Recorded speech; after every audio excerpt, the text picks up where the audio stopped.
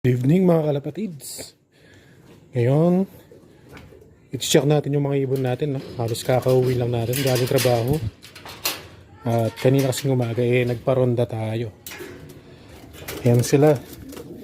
I-check natin yung kondisyon nila mga idol. No? Kumbaga, minemonitor natin. Hindi lang tayo basta-basta nagpapakawala at nagpapalipad ng mga young bird. Kine-check din natin sila pagdating ng gabi. Ayan, nasisira na yung ating box perch, binabakbak nila.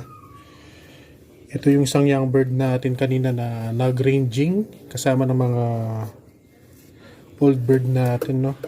Ayan yung mga old bird natin. Ayan, young bird na to. Ito yung isa sa mga nag-ranging kanina. Muntik na siyang naiwanan dahil late na siyang nakabalik dito, no? Lugon na. Ayan. Ito yung mga lahi ng ano natin, ibon ni paring Mike. Ayan, okay naman yung katawan. Lugon nga lang talaga sila mga idol. Ito pa yung mga ibang young bird natin, no? Ayan, halos pala young bird lahat sila. Bali, mag-old bird lang sa singsing nila kapag sumali tayo ng karera. Ito pa yung isang young bird natin nag-diesel kanina na sumabay sa ating mga matatanda na, no? Yung mga first five natin. Ang ganda ng katawan nito, no? Ang ganda ng ipo.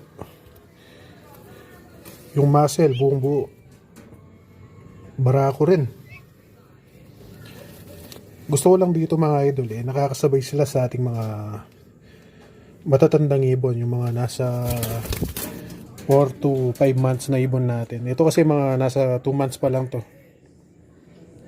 Ayan. Ito yung isang pinaka-bata natin na ibon. Ayan. Dark check. Dulok. Ayan, no? Ayan, meron siyang puti sa bandang puwitan. Buntot pala. Mga ilang araw na lang din nilipad na to. Ito. Off color din. Ang ganda ng mga hipo nila. Actually, ipapatos ko sana ngayon. Bukas yung release sa May Victoria Tarlac BBC Advanced Training sa Norte. Kaso lugon sila mga idol. Yan. Kaya dito na lang muna sila. Hindi naman tayo nagmamadali, no? Kaya naman natin silang i-train ng road